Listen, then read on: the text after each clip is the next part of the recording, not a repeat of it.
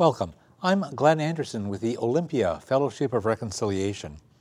For more than 25 years, this TV series has explored a variety of issues that relate to peace, social justice, and nonviolent social change. Throughout our nation's history, the best things we've accomplished for the public well-being have resulted from organizing grassroots movements, building political pressure to end slavery, achieving women's right to vote, creating environmental consciousness and passing laws to protect our environment, ending child labor and establishing worker rights, advancing equal rights for gays and lesbians, and so forth. All of these have come about because ordinary people at the grassroots level started organizing, and they organized effectively. And they built movements that forced the people at the top to change things. During this hour, we will explore the power of grassroots organizing and the practical aspects of how to do it more effectively. We'll share some experiences and some insights about how to do this well, and we'll discuss very practical ways for ordinary people to build stronger grassroots movement and make more progress on the issues that we care about. And we have three excellent guests who have a good variety and long experience and a good track record of working for social justice issues and other issues in a variety of ways for decades. I'm happy to welcome Anna Schlecht and Rick Fellows and Marie Poland. Good to have you all here. Thank you, Glenn. When I introduced this program a moment ago, I said that most of our nation's social and political progress was accomplished by grassroots organizing, and I wonder if anybody on the guest group here has anything to add, or examples, or any insights to take off from that? I mean, I agree with that. But I do think there are, the exceptions prove the rule. Okay. Like when in early England, at the beginning of the rise of the sort of industrial era, the captains of industry found that none of them could end child labor without being overcome in the market by their competitors. Mm-hmm. So it was actually the captains of industry that went to Parliament and pled with Parliament to end child labor early on. Well, I didn't know that before until you shared that, but that's an odd, interesting example. And I would agree that grassroots action is very, very important, but in the case of gay, lesbian, bisexual, and transgender rights, there are a lot of successes that we have won at the local level through citizen activists, but we've also had amazing things happen because Congress stood up, and in our own state here in Washington, Governor Christine Gregoire was the one who said, we are going to pass marriage equality, and it's going to be this year. So I think all levels of activism are important. Yeah. We happen to be in the grassroots, which is one of the more powerful elements, but it's all important. Yeah, and we need to seek out allies wherever we can and reinforce their efforts if they have good intentions. You've worked strategically and persistently since the 1980s to pass laws and establish policies at local and state levels to affirm in many ways the human rights of folks who are gay or lesbian or bisexual or transgender. Tell us something about the situation in the mid-'80s, and then we'll talk about what you did to move us ahead. Well, I'd go back even further. It wasn't until the 1969 Stonewall Uprising that people considered GLBT rights anything of intrinsic value. And after Stonewall, that was the beginning of the modern gay rights movement. It just sent a green light to people across the country that we're not taking it anymore. Mm-hmm. We're coming out of the closet. We're coming out of the bars. Mm-hmm. And people made pretty quick advances in places like New York and Los Angeles, but in sleepy little Olympia, Washington, it was a lot slower. Mm-hmm. The 70s took about 10 years to arrive on the West Coast, and we got the 70s by the 1980s. Mm-hmm. And at that time, we realized, we will never become equal if we just stay in the closet and hope that somebody else does it for us. So we realized we've got to do something. The Democratic Party didn't embrace us. We found that politicians would quietly tell us, we support your rights, but I can't risk my seat in the state legislature or on a city council by standing up for you. You know, we were spit on, we lost our jobs, we were assaulted, we were evicted, and nobody else was including our rights, our basic human rights in their platform. So we had to roll up our sleeves and figure out how to do it on our own. So what did you do? How did you accomplish the huge amount of progress? We're not all the way there yet, but we made a huge amount of progress. What was your approach? How did you do that? Well, I guess first things first, like all rights movements in this country, the GLBT movement took a page from the playbook of African American rights activists. The civil rights movement really pioneered the whole approach of trying to pass laws at the local level and then the state level and then the federal level, pushing litigation on very specific issues. So we were good students of the masters of civil rights. And locally what we did was we looked at, you know, we want to be equal, but how do we get there? And we took an approach of first you set your goals, equality, then you talk about your strategies, and what we figured was local laws that prohibit discrimination against GLBT people. And then we looked at our actual actions. And what our actions were was to go city by city, issue by issue, to pass local laws. We started in 1986, took us about 20 years, and we passed probably a couple dozen laws in every city, Olympia, Lacey, Tumwater, Thurston County, and a couple of littler communities in Thurston County.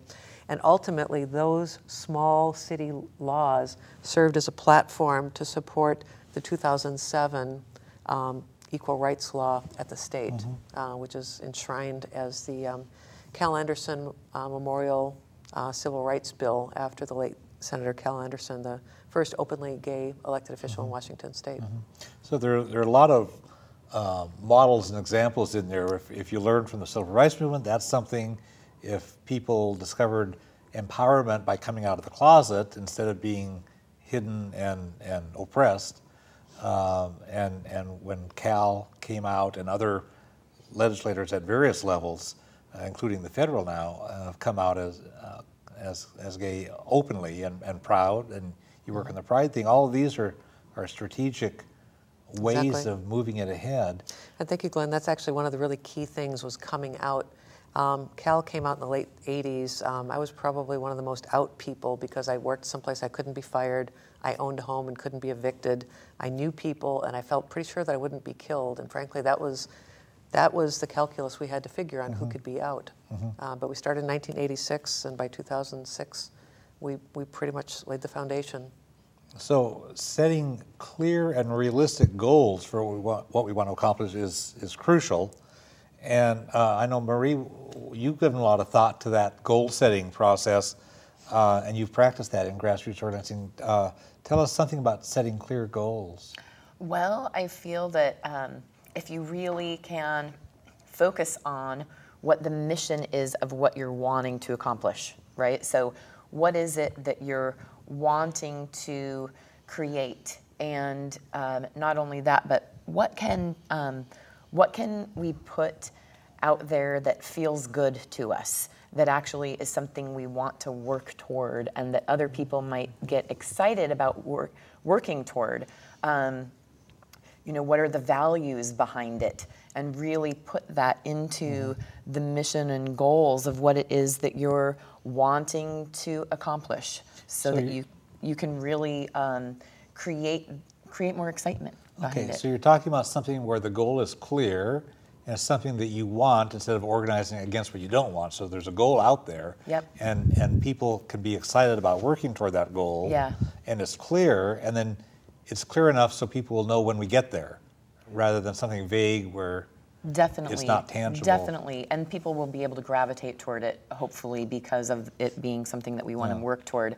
And I appreciate what you're saying, Anna, about really getting clear also about perhaps having those strategic ways of reaching a certain point and then another level of it, right? So getting different steps along the way. So perhaps the mission is one thing, but then you're actually, reaching certain steps in order that are all aligned with that bigger picture. Yeah, the research has shown that one of the reasons why some nonprofit groups fail to do anything is they don't have really clear and attractive and appealing goals, and it has to be like challenging so people will know that they have to actually work hard on it, but it has to be realistic and attainable so we know we can get there if we work smart and strategically and work hard and persist. You've emphasized persisting because this is a decades-long struggle, and we aren't done yet. I got my gray hair, honestly. One of the once we have goals, we need to devise some workable strategies and some activities that will help us reach those. And Rick, I want to pick your brain about something you were working on in the 1970s when coal companies in the American Southwest, in the Big Mountain area of the U.S. Southwest, they were pushing Native American people off their lands, and you were struggling to help them keep their lands, and you were having trouble getting press coverage, even the alternative press, to pay attention. And so you hit upon a strategy that would organize people or help people organize and move ahead. Tell us what that was and how you did that. That was my initial involvement in organizing caravans, and we took the issue on the road, and we got a line of 15 trucks and vehicles and whatnot carrying a hodgepodge of different kinds of people, hippies and Native Americans, some of whom, fresh back from Vietnam, and it was quite a crew, but all of our vehicles were painted up with slogans and, in defense of sacred land and things like that. And we took it on the road. We went, and when you get into a town with something that colorful, you can get on the front page of the newspaper. They get the photographs of this coming into town, and they want a story to run with it.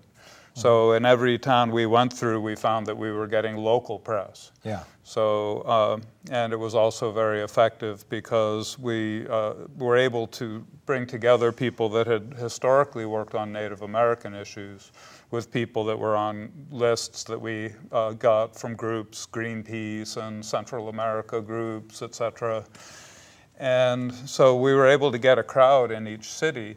And then as we went, we'd get them to pass around a mailing list, and we'd give them a big stack of literature, really clean copies that they could copy from, which was sort of the beginnings of Media Island, and ask them to start a support group.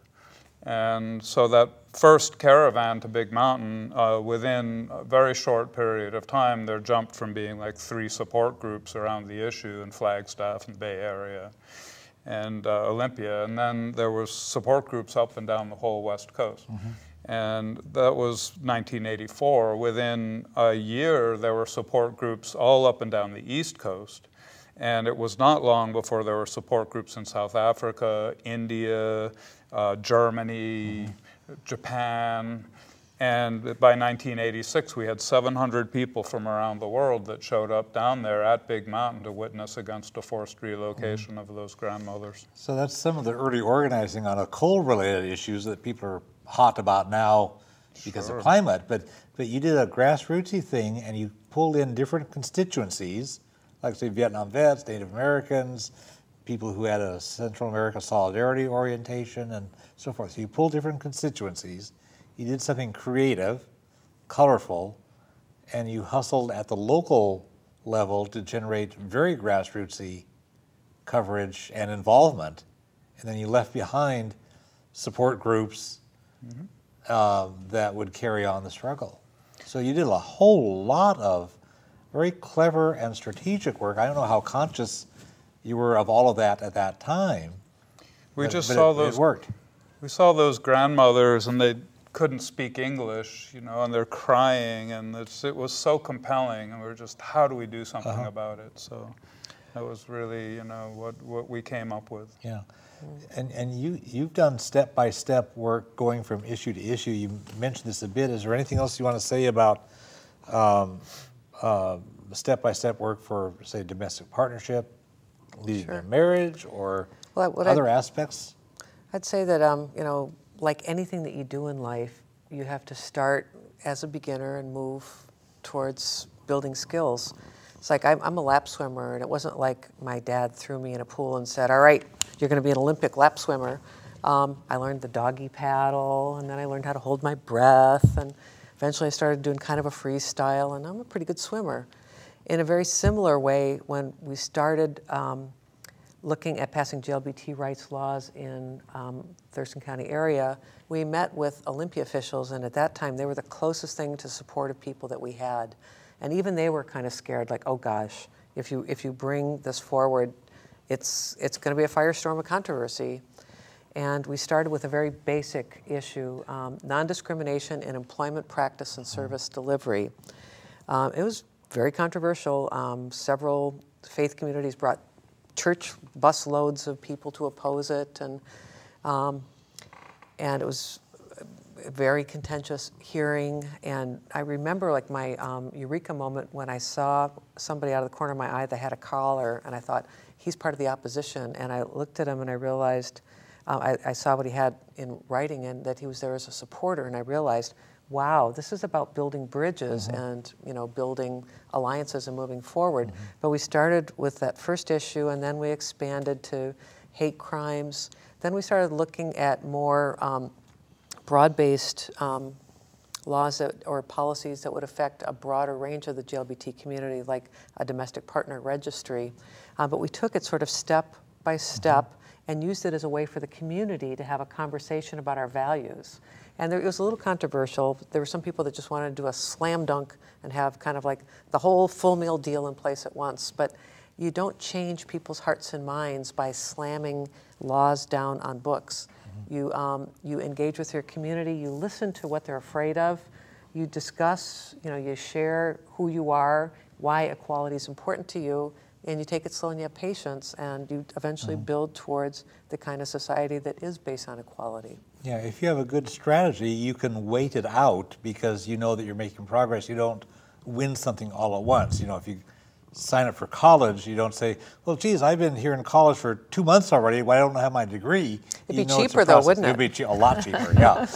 But these things are sequential, and I do a lot of work, as you know, on working to abolish the death penalty, and there seems to be a kind of a sequence there. I mean, there are several kinds of sequences that we work on, but one that I've been urging people to do is look, you show that the status quo doesn't work. The death penalty does not deliver on what it promises. It doesn't deter murder. It doesn't provide real justice. It fails in a bunch of ways. It causes other problems. It makes racism worse. It runs the risk of executing innocent people. It does, all these bad things. But the first thing is actually to make it a hot issue that the politicians have to deal with. And to do that, you have to make it a hot issue that the public will deal with. You have to connect with the public and the media, and eventually the politicians have to deal with it, and then you can show how it doesn't work, and then you say, look, here's a better alternative. And public opinion polling shows that people would opt for life in prison without the possibility of parole. And so that's the way the movement has been going in various states. And actually, from 2007 to 2012, 5 states have abolished the death penalty legislatively. And there had been a long gap for many years before that. But people are working these kinds of angles, and then, like you were doing, pulling in the different constituencies that would be with it, and so forth. So all of these things, each issue needs to do its own strategizing. What's our goal, and how do we do incremental progress there? I think something that you're all bringing up, which is so interesting, is that we can get so passionate about what it is that we want to see and that we in our hearts know or feel really determined to get across. And so we end up being surprised that other people aren't on board with it yet. And so it's just about remembering to slow down and be willing to meet people where they're at instead of racing ahead. And I think that's been one of my biggest challenges. It's like you see and you know what you really want to have happen, and yet you have to be patient and move step by step along the way. You know, there's a great quote by Saul Alinsky, kind of a world-famous organizer from Chicago, who wrote Rules for Radicals, that I never get accurate, but the gist of it is never work outside the experience of your community, exactly like what you're talking. When you go outside the experience, the lived experience of a community, you know, they're not going to make common cause with an issue. You have to stay within the experience, within the language. You have to avoid jargon. You have to, you know, make sense to people. Well, there's a classic story of that from the book of Acts in the New Testament, where after Jesus' resurrection, the people got together in this room and they're trying to figure out, geez, what do we do now? And they knew that they wanted to spread that movement, you know, to other people, and they started speaking in tongues, which was speaking in languages of other people in the surrounding communities. And the model for that, if you're a community organizer, is, okay, if you want to do outreach to people, you got to be able to talk their language. So if you're going to work with a blue-collar constituency, don't come across like you're some snooty college kid that's going to look down on blue-collar. You've got to connect in authentic ways. And what I would suggest is that you need to be allied with people that are part of that community. Yes. Being an outsider, trying to tell another community what to do. You know, if heterosexual people came and said, okay, you gay people, you got it all wrong. You've been doing that, it's wrong, you've got to do this, and then you'll win. It wouldn't work. Yeah, I remember you have to stay within the experience of a community. And have, if there are people within that community who can work the issue, that's the way to do it. But the lesson learned out of that story from the book of Acts was you got to talk to the people's language. It's got to be, you know, like I say, within the experience of your own community. I remember there's some case a couple of decades ago where a bunch of people who were quite far left were going to go up and they were going to organize the workers at a shipyard in the Puget Sound area. And they went up there with a whole bunch of leftist rhetoric, and they were just haranguing those workers about what they need to do to bring on the revolution now. And they were so abrasive and so arrogant and so out of touch that the workers they were trying to organize beat them up. And it's like, you can't organize. Fair to me. You can't organize by antagonizing the people, you know. So part of it is figuring out who your audience is. And you may have different audiences. So there may be, you know, well, tell us, any of you, share insights into figuring out who's your audience and how do you connect. Well, something I organized recently, the Love Our Local Fest, something that I really loved about it was that we ended up bringing together various groups within the community. We brought together musicians and entertainers, as well as artisans and makers of local goods and local products and things like that, as well as folks involved in the transitions movement away from dependence on oil. And they were doing reskilling workshops, and farmers, and we had someone bring their pigs, and we had local food trucks, and we all eat, and many people listen to music, and we had a kids' play area, and some people have children, and some people want to buy goods to support themselves or to beautify themselves, etc. And there were nonprofit organizations and other organizations that represent a vast array of what our community holds. And if we can bring together a large cross-section of our community in one place, then we can not only have folks that are just involved in one movement, but numerous movements, and being introduced to one another that they may not have actually seen. So it's almost like getting to actually see also an aspect of our community that they may have not seen before. Yeah, so we have multiple audiences, and we can collaborate in a way that creates something bigger than just the sum total of each one, because I was at that event, and it was a wonderful... It was a blast. Wonderful thing. It was great. fun, All of us were there. I love the three little piggies. That was my favorite part. Aren't they sweet? Yeah. Oh, I want one. Yeah. And so if we're doing something like something where you're trying to move an issue like through the general public, if you realize there are different constituencies, so there are some people who might be already with us because they're politically progressive. You know, you might approach that audience in one way. People who are more conservative politically, you might want to have a different angle for to connect with their values or their concerns or whatever, or with you know, different constituencies regarding how their economic roles in the community, or how they use language. All kinds of things. Linguistic differences with different sectors of the population. Yeah, so there's to speak their language. Yeah, and so if you can find ways to connect with the different constituencies, that's a powerful. And it's important to recognize that, you know, it's like there's often a big split between younger activists and older activists, and younger activists are a little more impatient. Their lives have been shorter, and they don't realize that some of us have grown comfortable to being, you know, involved in the social justice movement for decades, 30, 40 years. But like in the GLBT community, one of the things that we often see is a difference in audience. A lot of younger activists prefer the term queer, and I get it. I grew up in a generation where it's a pretty bad, hideous, foul slur, and I'm not fond of it, and I never will be. And sometimes there's this conflict, like if you're not using the word queer, you're not really into queer liberation. But in the work that I've done in changing laws and, you know, really trying to build equality out in the community, the word queer doesn't have currency. Gay, lesbian, bisexual, transgender does.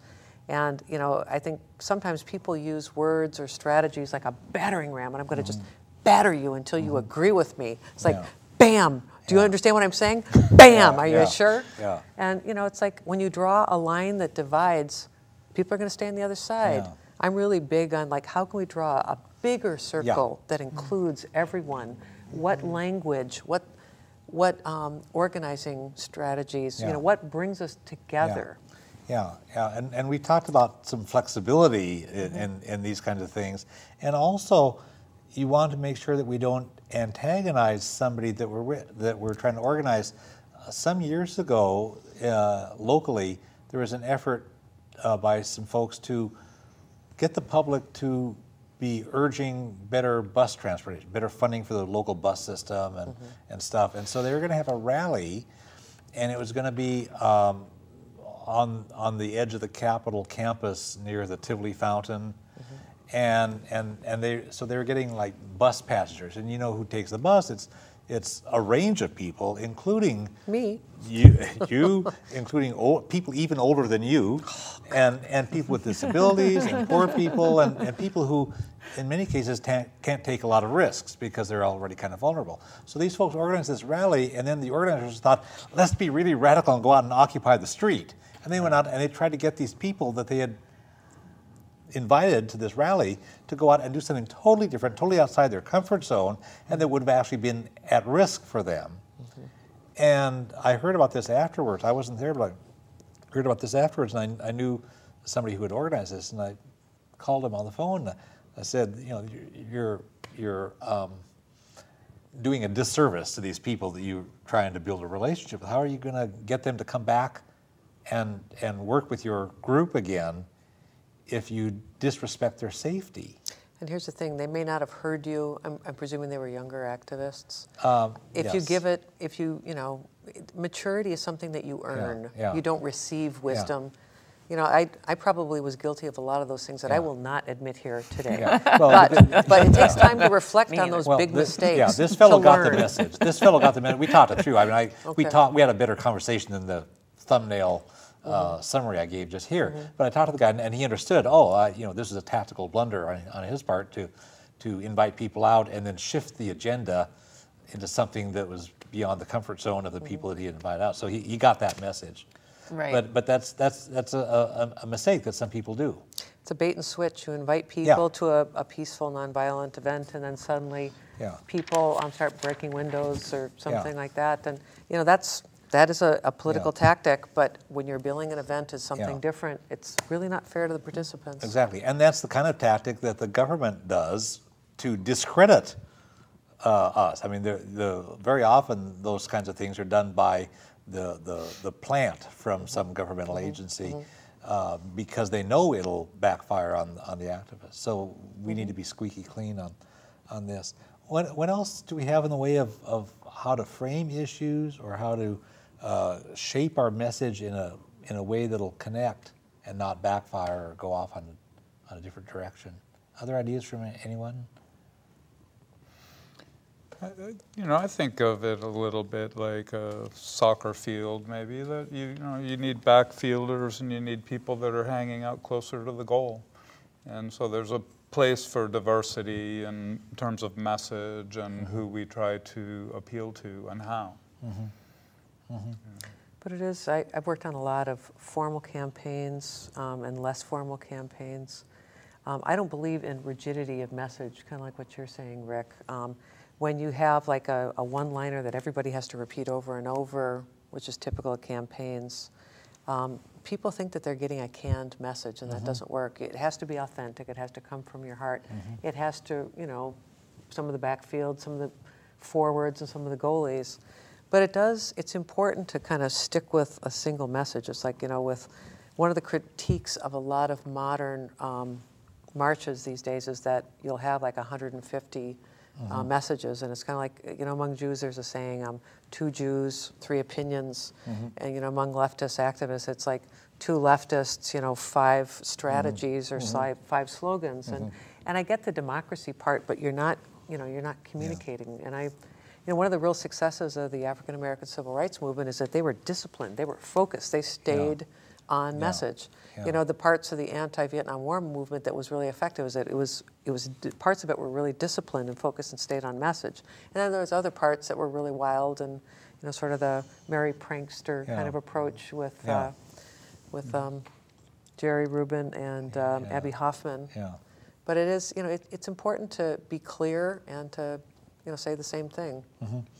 And I like what you're saying about, I think both of you have this perspective of making sure that we keep that message and also find ways for various individuals that have their certain skills to plug in, right? So as you were saying, the circle, and I think what perhaps you were mentioning, Rick, about the soccer field is everybody has different skills that they have to lend to a certain movement.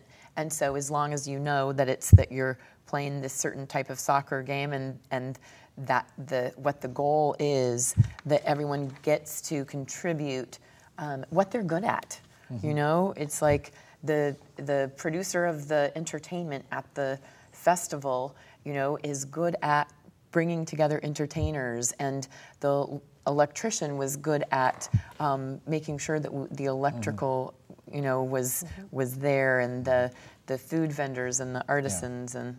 So part of what we need is to make sure that we're inclusive enough and welcoming enough that somebody who doesn't want to chair meetings but likes to bake cookies for meetings has a role to play, and somebody who likes to play the guitar has a role to play even if they aren't a political strategist, and so forth. It's like lots and lots of roles. It's like an ecosystem with little niche habitats for different species. I just came from a meeting for the marriage equality campaign, and we're talking about trying to plug people into all kinds of activities. And not everybody likes to sit and talk on the phone to complete strangers for 3 hours straight about why marriage equality is important. And not everybody likes to raise money and call up people saying, we need more money, we need more money. I would say actually a lot of people like to go to house parties and drink wine and eat good food and give a little bit of money. That part, that's a little bit more, ubiquitous in its appeal. It takes all kinds. I mean, there are some people who would rather write out a check for $50 than to have to go to a meeting. Are you one of those people? Can I invite you? Exactly. I end up doing both. I just, but you have to recognize the different people, and I think there's something of timing also.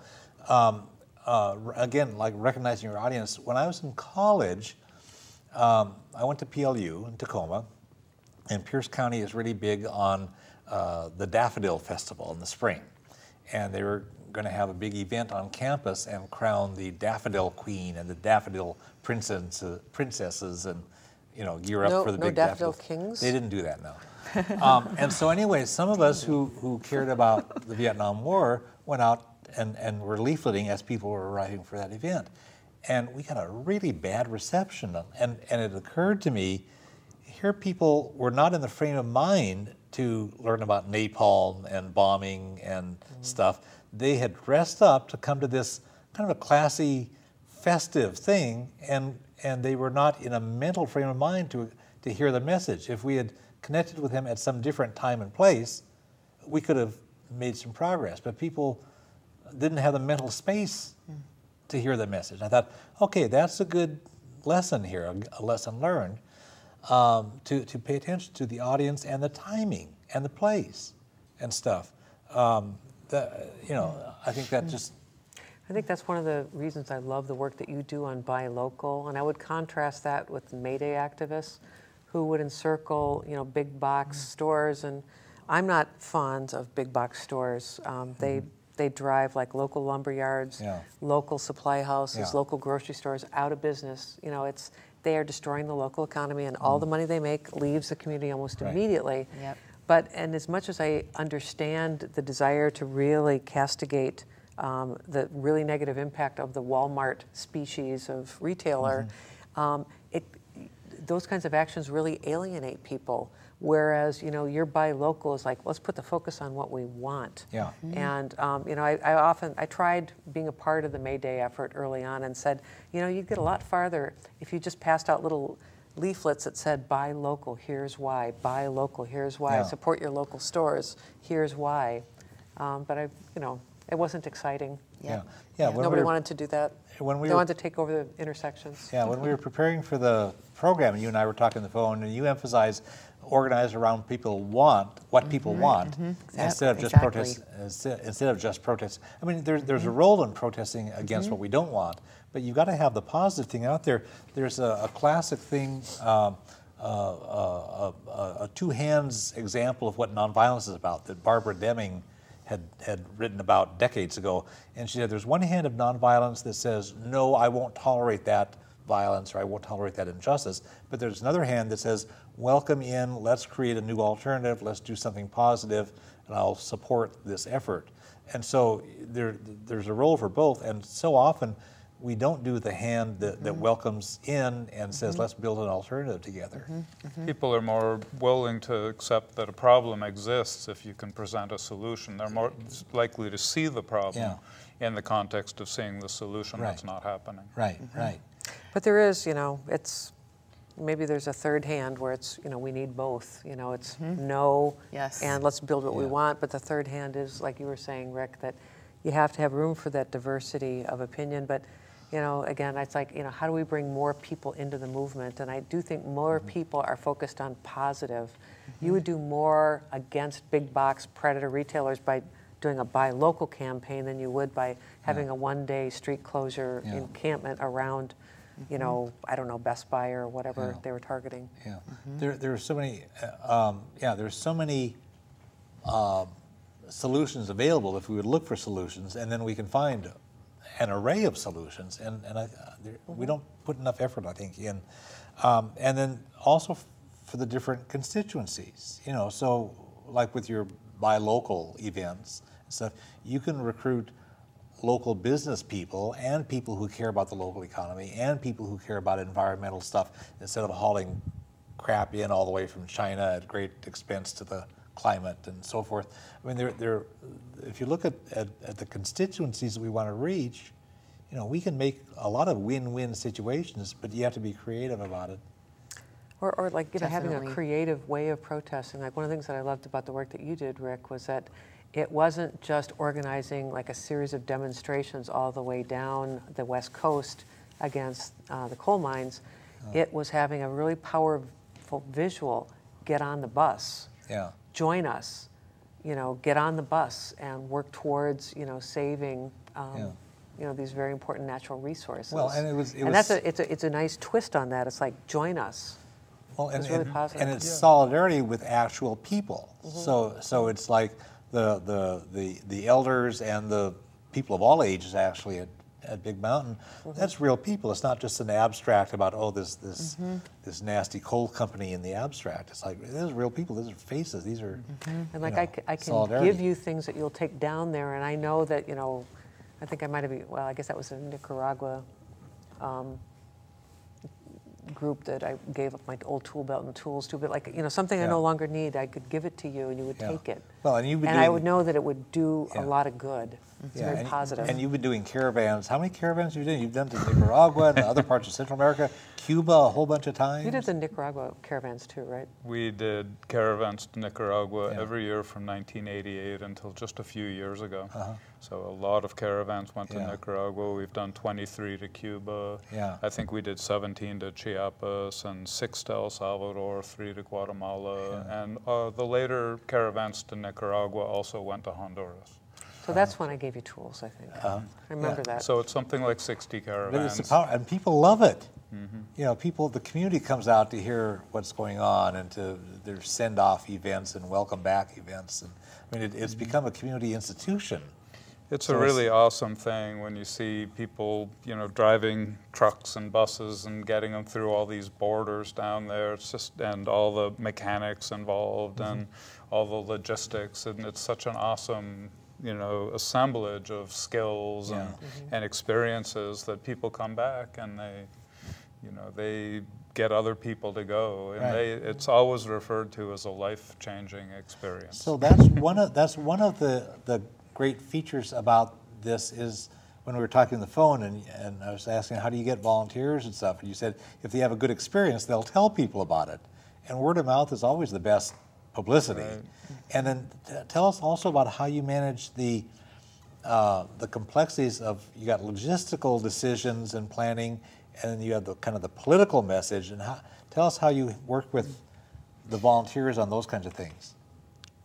That's interesting, and that, you know, the first caravan, the Pastors for Peace, was really more the Veterans Peace Convoy, in a sense, to Nicaragua, led to the Pastors for Peace caravans, because the veterans, they drove 45 trucks down to Nicaragua during the embargo of Nicaragua, and that's where Tom Hansen, who was an organizer on that, met Lucius Walker, who was another very parallel to Saul Alinsky in the African-American community. They learned in the course of that caravan that there's a lot of people that want something really tightly planned, and they want, to have somebody have the logistics already done. And there's other people that want to be involved in every single decision about whether to stop at the beach on the way, or, And people learned pretty early on that you need to separate logistical and political decisions. And that people are going to be a lot happier if you don't have to get everybody in a circle and figure out if you're going to decide by consensus or democratic process whether you're going to stop at the beach or whether you're going to take this highway or take the back road. But if you give people a way to get involved in all of the political decisions that you might run into along the way, that people will feel ownership of the project all the same. So one of the first things we do is circle up and get everybody to achieve consensus that they would just leave the logistical decisions to people that have done this before and have experience with that. And then we'd set up affinity groups so that people could all get their voice in, pick a representative of their affinity group that they felt would comprehensively carry all of the messages of the people in that circle to the steering committees or whatever. So I think that's a really great strategy for doing something like that, is to separate logistical and political. Yeah.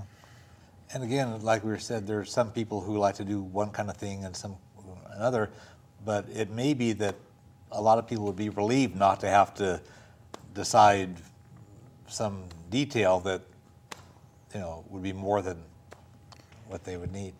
What other examples or insights into these kinds of things? How do you decide how to decide and things? Well, there's a range of cultures around that. There are some people, like Rick is describing, that really want to be democratically empowered to make every decision. And that drives some of us completely bonkers and straight out of groups. And then there are other people that really want to, like, okay, I'm not going to come to your meetings. I'm not going to spend a lot of time, doing all that talking, but I will come when you need me, and I'm doing something that I think makes a difference. And it's good to know, who are your process people, the people that do like to plan, and who are your product people, your action people that, call me when you're ready to move, and I'll be there. And don't try to make one do the wrong thing, because you have to recognize that people enjoy doing different things. And I think, like all of us have said, when you tap what people are passionate about, that's going to be the most inspired work that inspires them and renews their commitment to the issues and makes the biggest difference to the people who you're trying to communicate to. You talked about passions, about what? Well, even going back to what you're saying about decision making, also, Glenn, is I work at the Olympia Food Co-op, and I've been there for 13 years or something, and we're based on consensus. And so one of the beauties about that is to do our best to get as many people's perspective as possible on a situation, and know that if someone else brings up what you're thinking, then you don't have to speak it. You know that, okay, that's on the table as something. And also it helps people to get to know themselves so that they can also identify, is this a role that I want to take on right now, or do I need to step out of this group and actually be more involved when there's action getting done? And also, this is the type of thing that I want to be involved in, and therefore someone is able to really figure out what it is they are passionate about. I want to help with the sign painting, perhaps. Maybe that's the person who wants to actually do the sign painting, but they don't want to be trying to figure out where to get the stage from, or to go talk to the neighbors about the fact that the festival is going to be on their block. And so if you get the people that want to actually go talk to the neighbors, and then the other people are wanting to sit back and plan out the logistics. And so how do you allow everyone to have not only a voice but bring their skills and therefore have their passion? And I also really feel that you've really touched on, I feel like all of the things that you've all talked about are very community need-based things in the various communities in Nicaragua and Chiapas, and here, with the LGBT communities, and the social justice and death penalty work that you're doing. And for me, it's the local. I really learned about the corporate dominance thing happening when I was working at Media Island, and really how do you counter something like that? Well, it's focusing on the solution. So that's where my passion came from. But really, when you find the need and then put that out there, then that's when people can really help rally around it also. And then when new people get involved, also make sure that they feel included, right? So make sure that we extend ourselves a bit extra to the new people that have arrived, that perhaps we've been working side by side with someone for 15 years, and then someone new arrives. We need to make sure that they feel like, hey, you're just as important because you're here right now, and obviously you're here for a reason, and you're excited about this. So. Yeah, and there are ways to do that. I want to do some more thinking along that line in just a moment. I want to connect where you're talking about these things lately. I want to go back to something that Rick had said on the phone when we were planning, and it has to do with connecting the dots across issues and constituencies, because it's related to some of this local and how to get people in. Tell us something about that, and we're running a bit tight on time, but if you can do something about connecting the dots across issues and constituencies. I love that, and I think that we do need to try to look at what issues are burning at a given time, rather than be really locked into a specific issue orientation. And I think if you look at issues more deeply, I think you find that there often are a lot of cross-relatedness between human rights and environment and social justice and peace, that they tend to overlap. And as groups are more multi-issue and focus, it allows us to really team up when there's a really critical time on a given issue. And I also, think that media is something that it is incorporated in all of these issues, because it's how the public learns and learns to talk about issues, learns what issues are. And I think that if we incorporate a media component and a multi-issue focus into organizing, that we could be more effective. So we could do that kind of stuff while still having specific goals for our respective movements, but see how they interconnect, and then we can be allies when we're needed. When somebody else needs us, we can pitch in and link. And that's a great thing about Olympia. It's like all four of us know each other, and all four of us have worked on things over the years, and it's great to have a political community where I believe in your work. I don't have time for your work, but I occasionally can join you in your work. And like with Rick's work over the years, I've always admired you, and I've not had anywhere near the amount of time to work with you as I'd like, but I've been able to give you tools to take on your caravan. And Glenn, I haven't stood at all of your vigils, but I've caught enough of them that I feel great kinship with the work that you do, and that's the beautiful thing about having a political community, is that we share issues, we support each other, and we work in coalition. Yeah, there are times when we do that, and I know I'm never judgmental if somebody can't be there on a Wednesday noon hour or a Friday late afternoon, because I know people have jobs, people have kids, people have other things to be at, and that's fine. So we're just grateful when people have the opportunity to stop by, even for 10 minutes before they have to catch a bus or something. That's fine. And I've respected the work that all of you folks have been doing for decades now, and once in a while I can help out and we can connect, but we know that there's this constituency out there of the good folks, the progressive folks in Olympia, and we help each other as we can. Well, all four of us are on this program together, reaching out, and so there's somehow we do this dance of working our own priorities and our own goals, and then collaborating also and flexing, and it's a neat thing. You mentioned bringing in new people, and this is one of the ways is what is somebody's interest. So somebody connects with something that you're doing or you're doing or you're doing or I'm doing because they sense that we have an issue connection. But I think if we're going to hold them, we also have to have a personal connection so they feel welcome and included, as you were saying. Ideas we have on this?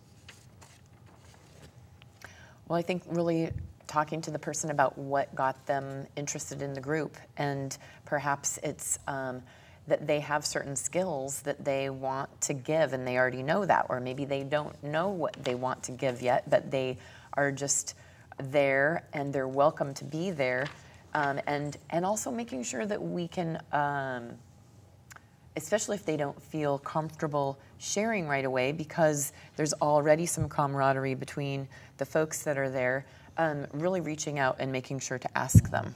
And that even goes for folks that if you have worked with them and they just are more of a quiet person, making sure that you ask their opinion or what they're thinking at that time. And if it's a large group, just even facilitating in a way that just says, okay, wondering if we could hear from some folks that haven't spoke yet, or many times I'll just ask the person who hasn't spoke yet. And so just wanting to be as inclusive as possible. Yeah, there's, I think it helps a group's self-confidence if they can make decisions like, okay, we're going to start at 7 o'clock, and then actually start at 7 o'clock. Or if they say, okay, Marie's going to do such and such by our next meeting, and then Marie actually does what she said she was going to do by the time of our next meeting.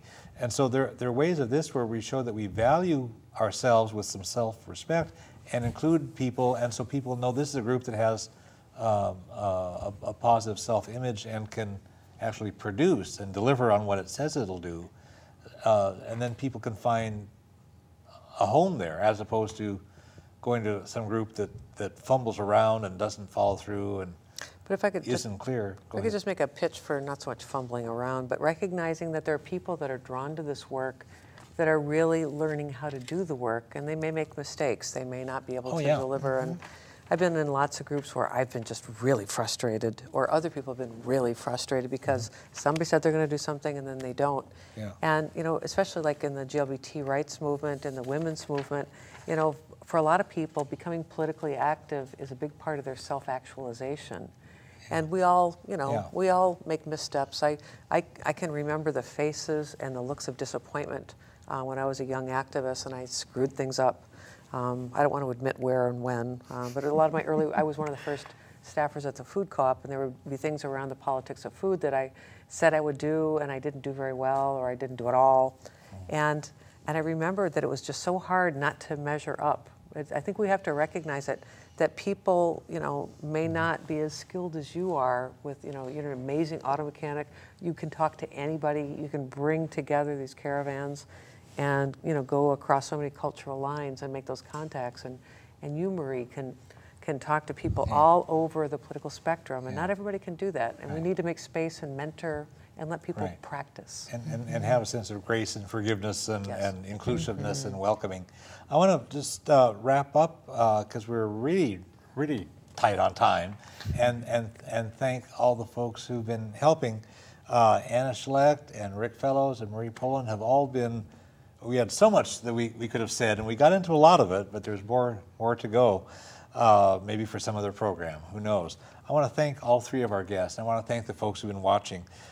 The best things that we've accomplished in our nation's political and social well-being have largely, but not entirely, come about through grassroots organizing. See, I listen to these folks, you know. Well, you better. That's coalition work. Yeah, geez.